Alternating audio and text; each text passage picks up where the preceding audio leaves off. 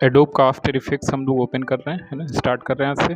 Market में जितना भी मोशन ग्राफिक्स से रिलेटेड काम है, जितना भी एड प्रेजेंटेशन, ये सारा बिहेवियर हमारा आज के टाइम में किस पे बन रहा है, आफ्टर इफेक्ट्स बन रहा है। तो जॉब पॉइंट ऑफ व्यू से सॉफ्टवेयर बहुत अपने आप में इंपॉर्टेंट है ना। जितना भी लाइव एक्शन फुटेज पे वीएफएक्स क्रिएट हो रहा है, उसमें भी बहुत ज़्यादा क्वांटिटी में क्या यूज़ हो रहा है, आफ्टर इफेक्ट्स। तो फर्स्ट टाइम आफ्टर इफेक्ट का हमें कुछ ऐसा व्यू नज़र आता हुआ दिख रहा है ना। लगभग सारे एडोब के जैसे इंटरफेस होते हैं वैसा इसका भी दिया गया है ना। प्रीमियर में जैसे हम लोग पढ़ रहे थे, लगभग इसी तरीके का हमें एक प्रॉपर इंटरफेस वहाँ पे भी मिल रहा था। कि हमारी जो रिसेंट फाइल्स हैं वो यहाँ पे दिख रही हैं डायरेक्टली। हम यहाँ से भी अपना क्या क्रिएट कर सकते हैं, प्रोजेक्ट, जैसा कि प्रीमियर पे भी हम लोग क्या कर रहे थे, क्रिएट कर रहे थे। ठीक, तो फिलहाल यहाँ पे प्रोजेक्ट क्रिएट करने के लिए डायरेक्टली यहाँ से तो एक ईजी वे है कि हम ले ही सकते हैं। फिलहाल हम यहाँ से इसको क्या कर रहे हैं, क्रॉस कर रहे हैं। फिर से यहाँ पे भी हमें फिर से एक दे रखा है न्यू कंपोजिशन। ठीक, यानी यहाँ से हम फिर से अपना एक नया कंपोजिशन प्रॉपर वे में क्या कर सकते हैं, क्रिएट कर सकते हैं, है ना।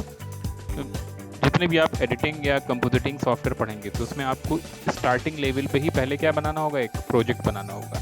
ठीक, तो यहाँ पे सबसे पहले हम क्या क्रिएट कर रहे हैं, न्यू कंपोजिशन। जब तक नहीं लेंगे तब तक हमें एक इंटरफेस नज़र नहीं आएगा जहाँ पे हमें वर्किंग करनी है। तो न्यू कंपोजिशन को हमने डायरेक्टली यहाँ से क्या किया, क्लिक किया। जब न्यू कंपोजिशन पे क्लिक किया तो वो हमें उसका साइज़ मांग रहा है कि हमें किस साइज़ पे अपना वो कंपोजिशन क्या करना है, क्रिएट करना है। तो पहले नेम दे देते हैं, स्टार्ट। नेमिंग बहुत इंपॉर्टेंट रहेगी यहाँ पे कि हम क्या नेमिंग अपने कंपोजिशन की कर रहे हैं, क्योंकि जब आगे वर्किंग करेंगे तो एक कंपोजिशन के अंदर मल्टीपल कंपोजिशन हम यूज़ कर रहे होंगे। तो अगर हमने इन कंपोजिशन को प्रॉपर नेम नहीं किया होगा देन वहाँ पे हमें बड़ा कन्फ्यूज़न हो रहा होगा कि हम किस कंपोजिशन को डायरेक्टली क्या कर रहे हैं, यूज़ कर रहे हैं। ठीक, तो ये नेमिंग बहुत इंपॉर्टेंट है, यहाँ पे दी हुई है। फिलहाल यहाँ पे दे रखे हैं प्रीसेट्स। ठीक, अलग अलग साइज़ के यहाँ पे प्रीसेट्स दे रखे हैं। हमने HDTV कौन सा ले रखा है, 720 का साइज़ ले रखा है, जिसका फ्रेम रेट कितना दे रखा है, 25। क्लिक कर रहे हैं, यहाँ पे 1280 विड्थ दिख रही है और उसकी हाइट हमें कितनी दिख रही है, 720 पिक्सल्स में दिख रही है। आप 1080 का रेशियो ले सकते हैं, आप 4K ले सकते हैं। जितना हैवी साइज़ उतना हैवी वहाँ पे प्रोसेसिंग भी हमारी हो रही होगी, है ना। फिलहाल 1280 का लेकर चल रहे हैं। ठीक है, इस स्क्वायर पिक्सल्स में है। फ्रेम रेट हमारे यहाँ पे दे रखा है। रेजोल्यूशन बाय डिफ़ॉल्ट फुल पे है। ठीक, और यहाँ पे हमसे टाइम कोड पूछ रहा है कि हमें कितनी ड्यूरेशन का अपना कंपोजिशन क्या करना है, क्रिएट करना है ना। तो यहाँ पे अगर देखें तो टाइम कोड लेफ्ट से राइट की तरफ चलेंगे। ठीक, अगर हमने यहाँ पे वैल्यू पुट करी कितनी, 10, देखो हमने केवल 10 पुट किया। ठीक, तो ये वैल्यू जब हम कहीं पे भी इधर क्लिक करते हैं, मान लो फ्रेम रेट पे क्लिक कर रहे हैं, तो ध्यान से देखो ये वैल्यू हमारी किस में गई, फ्रेम्स में चली गई। जब हमने नॉर्मल केवल क्या पुट किया, 10 पुट किया। ठीक, फिर से हम ले रहे हैं इस वैल्यू को, हमने यहाँ पे 10 पुट करके क्या लगा दिया, डॉट लगा दिया। ठीक, और कहीं पे भी क्लिक करके देखा तो वो बाय डिफ़ॉल्ट 10 वैल्यू हमारी किस में चली गई, सेकेंड्स में चली गई। ठीक, फिर से टाइम कोड को सेट कर रहे हैं और 10 पुट करके हमने डबल डॉट लगा दिया, है ना। इट मीन्स वो वैल्यू बाय डिफ़ॉल्ट हमारी अब कहाँ पे चली जाएगी, मिनट में चली जाएगी, है ना। फिर से 10 पुट किया और हमने ट्रिपल डॉट लगाया, 10 लिया और ट्रिपल डॉट। तो जब हम देखेंगे ट्रिपल डॉट पे तो जो मैक्सिमम कंपोजिशन है वो हमारा 3 आवर्स से अब का नहीं बन सकता, देख रहे हैं, यानी मैक्सिमम। हालांकि इतना कभी हम बनाएंगे ही नहीं, यहाँ पे इस लेवल पे जाएंगे ही नहीं। तो फिलहाल हमने यहाँ पे इसको लिया और हम जो कंपोजिशन अभी स्टार्टिंग में लेकर चल रहे हैं 10 सेकंड का लेकर चल रहे हैं, तो हमने 10 और डॉट पुट किया, है ना। और इसको मैं यहाँ से क्या कर रहा हूँ, हमारा जो बैकग्राउंड कलर है वो कैसा रहेगा, ब्लैक। ठीक, ओके, तो यहाँ पे हमारा एक कंपोजिशन कुछ इस फॉर्म में नज़र आ रहा है। ब्लैक बैकग्राउंड कलर का मतलब ये नहीं कि वो हमारे लिए यहाँ पे ब्लैक कलर का बैकग्राउंड पुट करेगा। बाय डिफ़ॉल्ट जो कंपोजिशन होगा वो हमें ट्रांसपेरेंट ही मिलेगा, लेकिन बस प्रीव्यू पॉइंट ऑफ व्यू से वो आउटपुट हमें कैसा दिखेगा, यहाँ पे ब्लैक दिखेगा। लेकिन जब रेंडर हो रहा होगा तो एक्चुअल में यहाँ पे कोई बैकग्राउंड अवेलेबल नहीं है। ठीक, वो कैसा है हमारा बैकग्राउंड, यहाँ पे देखो दे रखा है एक्टिव कैमरा के जस्ट बगल में टॉगल ट्रांसपेरेंसी गिट। मीन्स अगर पीछे कोई बैकग्राउंड होता तो ट्रांसपेरेंसी ना दिखती, लेकिन हमें दिख रही है। इट मीन्स ये ट्रांसपेरेंट आउटपुट है हमारे लिए, है ना। तो फिलहाल हम यहाँ पे इसको ऑफ कर रहे हैं। पूरा रेशियो में कैसा दिख रहा है, ब्लैक फॉर्म में दिख रहा है। ऊपर हमारा देखो मेन्यू बार दे रखा है, उसी के जस्ट नीचे हमारा क्या दे रखा है, टूल पैनल दे रखा है। साइड में हमारा यहाँ पे क्या दे रखा है, प्रोजेक्ट पैनल दे रखा है। प्रीमियर पे भी हम लोगों ने देखा था सेम प्रोजेक्ट पैनल ऐसे ही कुछ था, है ना। और वहाँ पे बहुत सारे मल्टीपल टैब्स खुले हुए थे, लेकिन यहाँ पे थोड़ा सा एक लिमिटेशन हमें दिख रही है। एक अच्छा इंटरफेस इसका नज़र आ रहा है। मेन यहाँ पे हमारा कंपोजिशन आउटपुट सेट होगा। ठीक, कंपोजिशन क्या है, मल्टीपल चीज़ें जब एक जगह ऑर्गेनाइज होकर वर्क कर रही होती हैं। अब मल्टीपल आउटपुट्स में क्या है कि फुटेज हुआ, ऑडियो हुआ, वीडियो हुआ, जब कंबाइंड होकर किसी एक पैकेज में हमें मिल रही होती है तो उस प्लेटफॉर्म को हम क्या बोल देते हैं, कंपोजिशन। ठीक, और यहाँ पे साइड में हमारा बाय डिफ़ॉल्ट यहाँ पे अलग अलग पैनल्स सेट होते हुए दिख रहे हैं। जब हमें जिसकी रिक्वायरमेंट होगी, हमें प्रीव्यू करना होगा, हमें इफेक्ट्स देखना होगा, टेक्स्ट यूज़ करना होगा, तो वो सारा पैनल हम लोग साइड से क्या कर लेंगे, पॉपअप कर लेंगे, है ना। नीचे हमें फिर से क्या मिल रहा है, लेयर पैनल मिल रहा है, और उसी का सामने में क्या दे रखा है, टाइमलाइन रेशियो दे रखा है। ठीक, तो एक बहुत ही बढ़िया यहाँ पे इन्होंने हमें क्या दे रखा है, ईजी सा इंटरफेस दे रखा है। ठीक, जो बहुत कॉम्प्लेक्स नहीं किया है इन्होंने, है ना।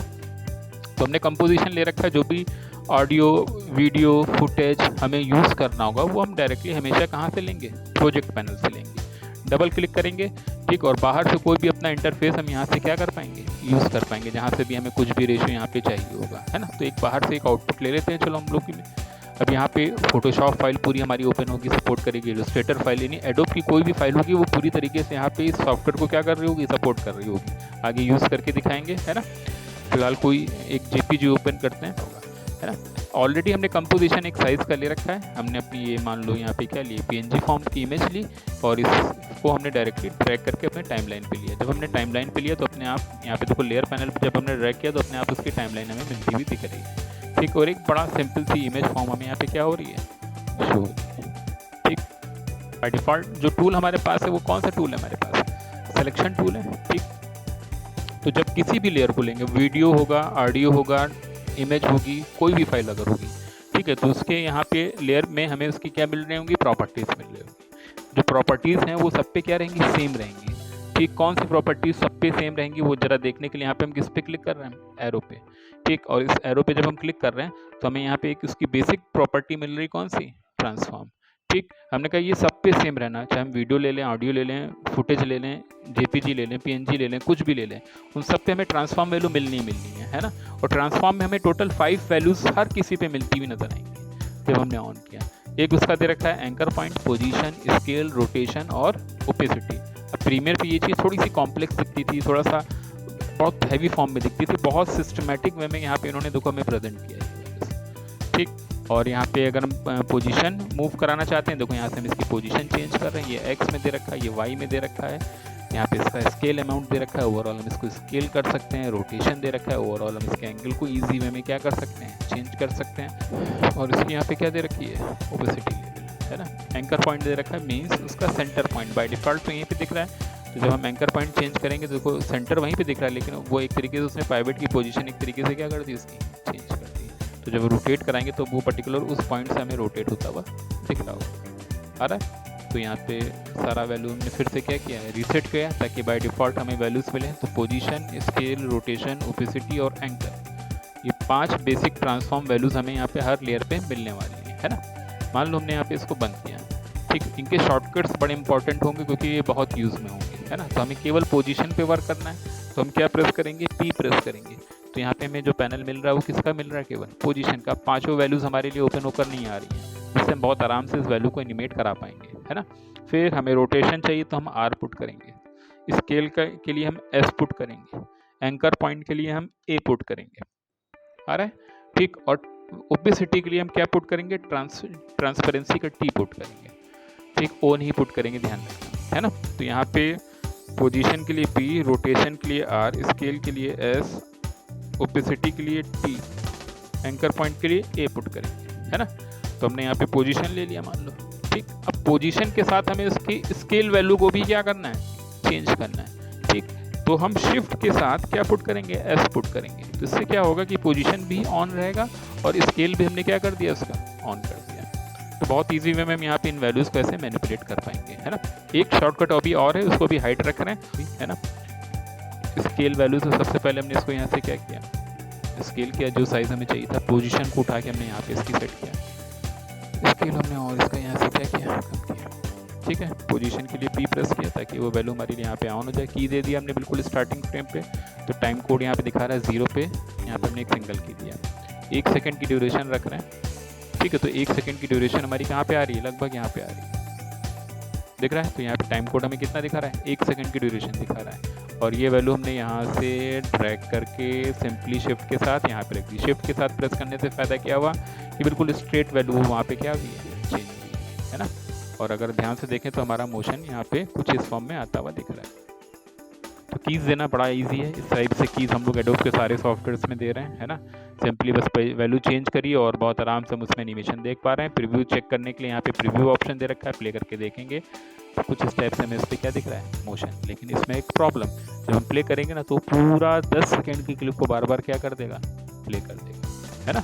और हमारा जो एनिमेशन हो रहा है वो मैक्सिमम बस कितना जा रहा है, 1 सेकेंड तक का जा रहा है। तो हम चाह रहे होंगे कि ऊपर का जो ये ट्रैक बार है, हालांकि हमें 10 सेकेंड का बाद में चाहिए इसको, लेकिन फिलहाल अभी हमें 1 सेकेंड का ही क्या करना है, यूज़ करना है। तो ट्रैक बार को यूज़ करने के लिए यहाँ पे स्लाइडर सेट करेंगे और ट्रैक बार का ये देखो ऊपर का ये एरिया है, इसको ड्रैग करके हमने यहाँ पे क्या किया है, मैनुअल सेट किया। ठीक, तो अब प्ले करके देखते हैं फिर से इसको।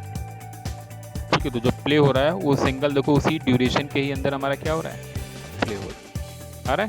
ठीक, तो हम अपने रिक्वायरमेंट के हिसाब से स्लाइडर को भी क्या करेंगे, ट्रैक बार को अपने यूज़ करेंगे, डबल क्लिक कर देंगे, देखो फुल चला गया फिर से। ठीक है, और हमने फिर से इसकी पोजीशन को यहाँ पे सेट किया, क्या प्रेस करेंगे, एन पुट करेंगे, है ना। मैनुअल अब ड्रैग ना करके क्या करेंगे, कीबोर्ड में एन पुट किया तो जो उसका एंड पॉइंट है देखो यहाँ पे क्या हो गया, अपने आप स्नैप हो गया।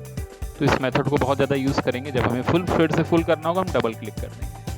ठीक है, जहाँ से हमें इसको सेट करना होगा वहाँ पे आएंगे और हमने क्या पुट कर दिया, एन पुट कर दिया।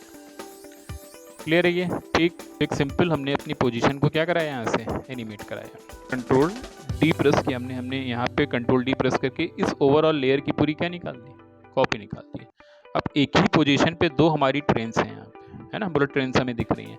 अब वो एक ही दिखेंगी क्योंकि दोनों की पोजीशन यहाँ पे क्या बैठ रही है, बिल्कुल सेम। ठीक, तो हम ऊपर वाले लेयर पे आ रहे हैं। ठीक, तो जब हम अपने लेयर्स को एनिमेट कराएंगे, हमें याद है कि हमने इसकी पोजीशन को एनिमेट कराया, हर सिचुएशन में याद नहीं रहेगा कि हमने क्या एनिमेट कराया। तो हमें केवल इसकी उस वैल्यू को चेंज करना है या उस वैल्यू को ओपन करना है जिसमें हमने क्या दिया हुआ, केवल कीज़ दिया हुआ है। तो हम चाहते हैं कि यहाँ पे हमें वही वैल्यू शो हो जिस पे की अवेलेबल है। तो हम उसके लिए क्या करेंगे, यहाँ पे हमने लेयर सेलेक्ट कर रखी है, बहुत इंपॉर्टेंट शॉर्टकट यू प्रेस करेंगे। तो जब हम यू प्रेस करेंगे ना तो वही वैल्यू ओपन होगी जिस पे हमने क्या दे रखा होगा, कीज़ पुट कर रखा है। दिख रहा है, तो पोजीशन पे ही हमने कीज़ दिया था, वो पोजीशन का फॉर्म हमें यहाँ पे क्या शो होता हुआ दिख रहा है ना। और अगर हम यहाँ पे इसको लेते हैं और इस वाले यानी फर्स्ट फ्रेम पे हम इतने टाइम इसकी वाई पोजीशन को हमने नीचे पुट किया, फर्स्ट पे थे, स्लाइडर हमारा फर्स्ट पे था और हमने इसकी जब वाई पोजीशन नीचे पुट करी तो ट्रेन की शिफ्टिंग हमें दिखी वहाँ पे। लेकिन प्रॉब्लम क्या है कि हमें उसकी एंड पोजीशन को भी जाके क्या करना होगा, चेंज करना होगा, अदरवाइज वो एंड पॉइंट पे वैसे ही मैच हो रही है। तो अब एक तरीका है कि हम फिर से एंड पॉइंट पे जाएं और उसकी फिर से वाई वैल्यू को क्या करें, चेंज करें। कंट्रोल Z, तो क्या किया हमने यहाँ पे पोजीशन को ही क्लिक कर दिया डायरेक्ट। स्लाइडर हमारा बिल्कुल फर्स्ट की फ्रेम पे ही सेलेक्टेड है। जब हमने पोजीशन पे क्लिक किया तो ध्यान से देखो दोनों कीज़ ब्लू हो गए हमारे। इट मीन्स दोनों कीज़ हमारे क्या हो गए, सेलेक्टेड हो गए। यानी ये जो चेंज होगा वो दोनों कीज़ पे होगा, है ना। और हमने क्या चेंज किया, केवल वाई। तो जब हमने ऐसे पोजीशन सेलेक्ट करके वाई चेंज किया तो फर्स्ट लास्ट या जितने भी की फ्रेम होंगे सब पे वाई वैल्यू क्या हो जाएगी, एक साथ चेंज हो जाएगी। तो बहुत इंपॉर्टेंट पोजीशन यहाँ पे हम फिर से एक वैल्यू दिखा रहे हैं। बहुत सी इस जगहों पे ऐसी सिचुएशन हम यूज़ करने वाले हैं। ठीक है, और ट्रेन नीचे आ गई है ना, प्ले करके देखते हैं।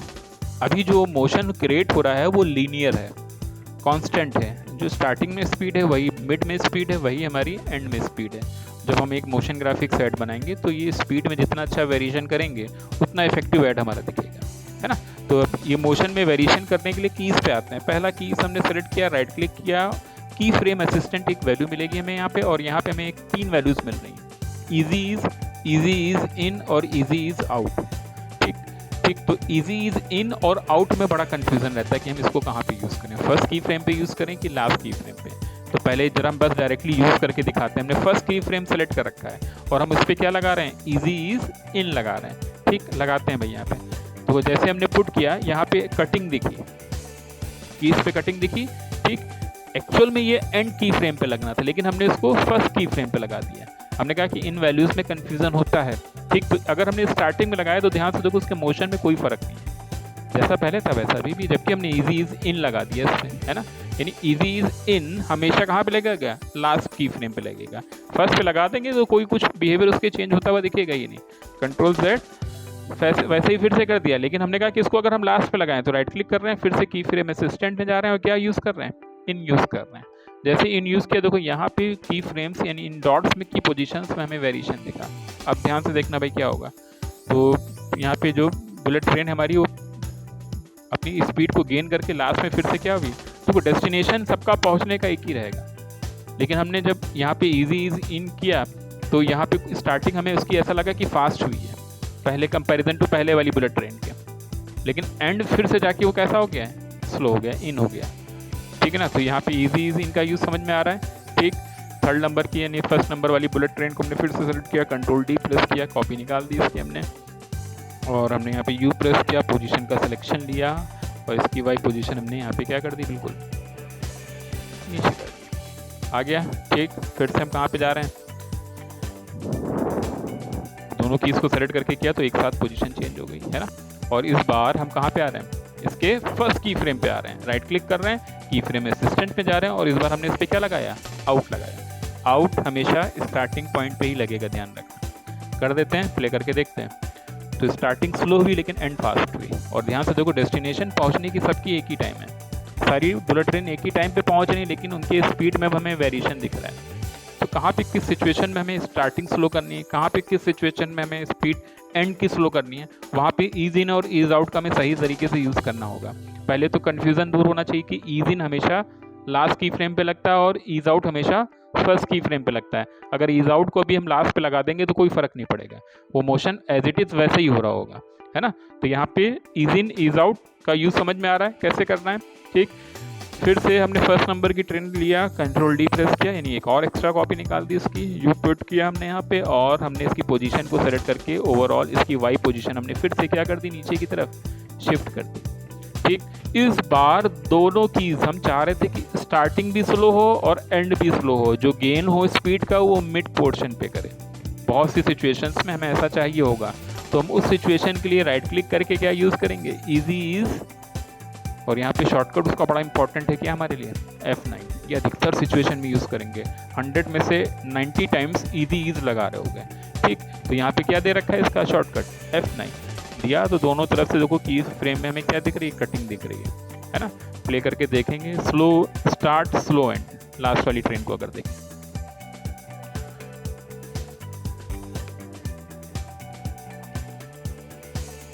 समझ में आ रहा है। तो तीन अलग अलग वैल्यूज़, तीनों में डिफरेंस पता होना बहुत ज़रूरी है। सबसे टॉप वाला हमारा बिल्कुल लीनियर है, इसमें कोई आउटपुट हमने वेट का यूज़ नहीं किया, एक्सेलरेशन कहीं पे भी यूज़ नहीं किया। अब इसके अलावा भी अगर हमें इसकी स्पीड में वेरिएशन करना है, देन हम लोग अब आएंगे ग्राफ पे। बड़ा इंपॉर्टेंट है यहाँ का ग्राफ, और जो ग्राफ यहाँ का दिया हुआ है वो शायद ही किसी मोशन ग्राफिक सॉफ्टवेयर का दिया गया होगा। ये बहुत अच्छा ग्राफ है इसका, अगर हम कंट्रोल कर ले जाते हैं तो यहाँ पे मोशन पे बहुत कंट्रोलिंग हम देख पाएंगे, है ना। प्ले करके देखते हैं फिर से। तो कीज कैसे पुट कर रहे हैं, बेसिक ट्रांसफॉर्म में हमने केवल पोजीशन को ही क्या दिया हुआ है, की दिया हुआ है। आप अपनी सिचुएशन के हिसाब से यहाँ पे हमने मान लो स्केल ऑन कर दिया, की दे दिया, स्टार्टिंग हमने इसका कम कर दिया, और कंट्रोल Z हमेशा हम ऐसा करते नहीं हैं, हम चाहते हैं कि जो वैल्यू चेंज, हमने देखो की दे दिया और डायरेक्टली हम लास्ट फ्रेम पे गए, हमने सेम लेवल का की देना है, तो यहाँ से हम क्या करेंगे, उस पर ऐड एंड रिमूव की ऑप्शन दे रखा है जिसमें कोई चेंज ना हो, दे दिया। हम चाह रहे थे कि एंड पॉइंट में स्केलिंग वैल्यू यही दिखे, स्टार्टिंग में हम फिर से आ गए, हमने इसकी स्केल वैल्यू और क्या कर दी, डाउन कर दी। प्ले करके देखते हैं, यहाँ पे कुछ ये फॉर्म हमें दिख रहा है।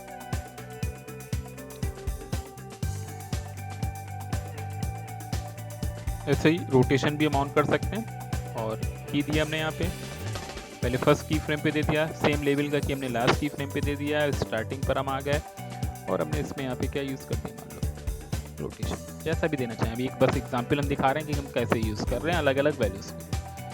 ठीक, ऐसे हमने यहाँ पे इसकी ट्रांसपेरेंसी को भी ऑन किया, टी प्रेस करके, ओपेसिटी हमने सेम लेवल की पहले दे दी, हम यहाँ पे 0 कर दें, चलो भाई इसको की दे देते हैं पहले, तो हमने यहाँ पे की दे दिया फर्स्ट फ्रेम पे, लास्ट पे चले गए, बिल्कुल इसके एंड पे आ गए, और हमने यहाँ पे इसको कैसा किया, 100 आ रहा है। तो यहाँ पे ओपेसिटी के साथ भी क्या हो रहा है, यूज़ में आ रहा है। हमने सारा कीज़ इस पे पुट किया हुआ है। तो हमने बताया कि यू शॉर्टकट बड़ा इंपॉर्टेंट है, यू प्रेस करेंगे, जितनी वही वैल्यूज़ में कीज़ दिया होगा वो सब हमें यहाँ से क्या हो रही हैं, कंट्रोल होती हुई दिख रही हैं। एक साथ देखो हमने सारे कीज़ का नीचे क्या लिया, सिलेक्शन ले लिया, राइट क्लिक करके, या राइट क्लिक करके करें या डायरेक्टली हमने शॉर्टकट यूज़ किया क्या, F9, ईजी ईज लग गया सब पे। तो हमने कहा कि ईजी ईज बहुत यूज़ में करने वाले हैं, है ना, और किस तरीके से कर रहे हैं दिख रहे हैं यहाँ पे। जो भी आप एनिमेशन बनाएंगे उसका फाइनल आउटपुट निकालने के लिए आपको कहाँ पे जाना होगा, कंपोजिशन में। कहाँ पे आएंगे, ऐड टू रेंडर क्वीन में आएंगे। ठीक, क्लिक करेंगे तो अलग से यहाँ पे रेंडर क्वीन का क्या खुलेगा, हमारे लिए पैनल खुलेगा। सबसे पहले हमें यहाँ पे आउटपुट मॉड्यूल में आना पड़ेगा, क्लिक करना है। वहाँ पे भी AVI रहता था, लेकिन हमने बताया कि किस में सेट करो उसको, क्विक टाइम में। ठीक, तो यहाँ पे क्विक टाइम में हमने इसको सेट किया और इसको यहाँ से क्या करेंगे, ओके करेंगे। अब जहाँ पे भी हमें सेव करना, मान लो डेस्कटॉप पे comp1 के नाम से हमने इसको क्या किया, सेव किया। रेंडर करेंगे, ये रिजल्ट हमारा यहाँ पे क्या होगा, रेंडर होने। ठीक, करने के बाद मेरे ख्याल से 10 सेकंड का बस एनिमेशन ही है। जो हमने ओवरऑल लिया रेशियो 10 सेकंड का था कि 1 सेकंड का था, 1 सेकंड का ही रखा हमने। तो जितना यहाँ पे हमने ट्रैक बार सेट कर रखा होगा उतने का उसने क्या निकाला होगा हमारे लिए, रेंडर, है ना। 1 सेकंड का रेंडर है ये। तो जो भी रेंडर आएगा फिर उसका अगला रेशियो क्या होगा कि हमें कहाँ पे आना होगा, एडोब मीडिया इनकोडर पे आना होगा। लेकिन आने से पहले अपनी फाइल सेव कर लेना, ठीक, और इसको प्रॉपर वे में क्या कर देना, क्लोज कर देना। ठीक, तो फाइल का नॉर्मल यहाँ से सेव कर सकते हो। फिलहाल हम नहीं कर रहे हैं, हमने डायरेक्टली यहाँ से क्या लिया, न्यू प्रोजेक्ट लिया और डोंट सेव किया, हम नहीं सेव कर रहे हैं। जब आप फाइल सेव कर देंगे, ठीक, और यहाँ पे क्लीन अप कर देंगे, सॉफ्टवेयर बंद करने से पहले हर बार ये सिचुएशन की है, आपको ये ध्यान रखनी हर बार के लिए, है ना, कि कहाँ पे जाना है, एडिट पे आना है। जब भी आप आफ्टर इफेक्ट्स बंद कर रहे होंगे उससे पहले आपको किस पे आना है, एडिट पे आना है। कहाँ पे जाएंगे आप, प्रेफरेंस में आएंगे और कहाँ पे जाएंगे आप, मीडिया एंड डिस्क चेज। ये एम्पटी डिस्क चेज जरूर करना है, ठीक है। कितने MB की भी बनी है यहाँ पे देखो, 118 MB। क्लीन अप नहीं करोगे तो आफ्टर इफेक्ट स्लो होता चला जाएगा। तो हर बार जब आप फाइल सेव कर चुके, बना चुके, क्लोज करने वाले हैं, तो पहला काम क्या करें, यहाँ से क्लीन अप करें और इसको यहाँ से क्या करें, जब ये देखो ग्रे फॉर्म में देखने लगे थे ना, ओके करें। इट मीन्स आपकी C ड्राइव फ्री रहेगी इससे।